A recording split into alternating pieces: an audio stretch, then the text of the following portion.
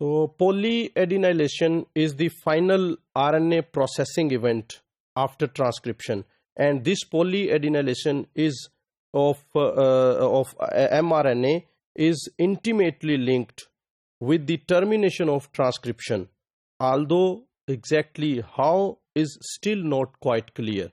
So when the polyadenylation of newly synthesized mRNA takes place, it causes termination of transcription. Recently, however, an enzyme that degrades the second RNA as it emerges from the polymerase has been identified, and this enzyme may itself trigger termination. This is called the torpedo model of termination.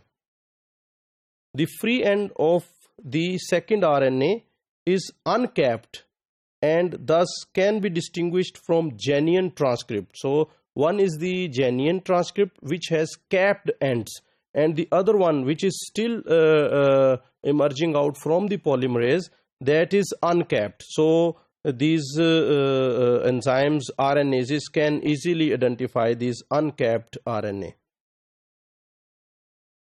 This new RNA is recognized by an RNase called RAT1 in yeasts and XRN2 in humans, that is loaded onto the end of the RNA by another protein, RTT103, that binds the CTD of RNA polymerase. So this RTT103 is bound to the CDT tail of polymerase, and it causes these RAT1 or XRN2 to bind to the newly synthesized RNA.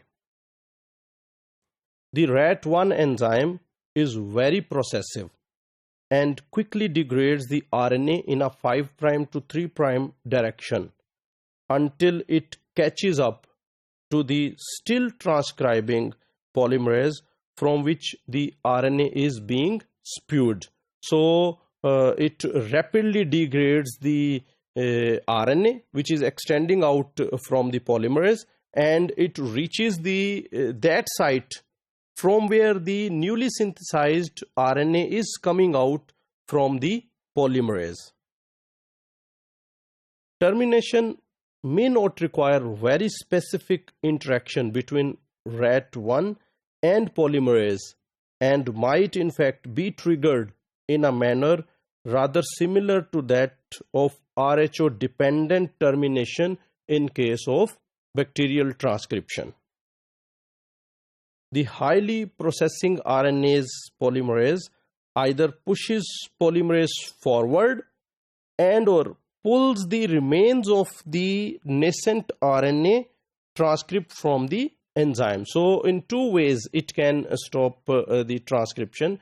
So it can either pushes the polymerase forward, or in other case it can pull the nascent RNA from this machinery. So in both the cases transcription will terminate.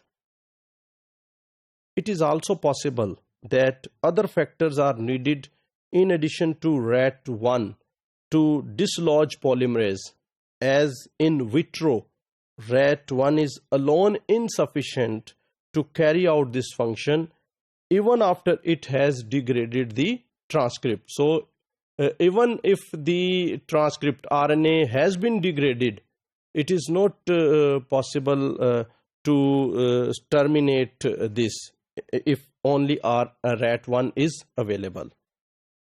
So this is the picture you can see. This is newly synthesized RNA, and after this polyadenylation it is cut, and this is the second RNA, and this RAT1, then it started hydrolyzing this RNA strand, and finally it reaches here and it causes the termination of transcription. Although the torpedo model for termination is now the favored one, there is an alternative model called the allosteric model. According to this model, termination depends on a conformational change in the elongating polymerase that reduces the processivity of the enzyme, leading to spontaneous termination soon afterward. So there is some mechanism which causes the polymerase, elongating polymerase change, conformational change in the elongating polymerase, and this change then causes the termination of transcription. This conformational change would be linked to polyadenylation and could be triggered by the transfer of 3' processing enzymes from the CTD tail of polymerase to the RNA. So here you can see this is the second model, and according to this enzyme will cut it, and then this polymerase, which is here, you can see the shape, and here you can see this is a conformational change in the polymerase. It is oval here, and now it has become a bit polygonal.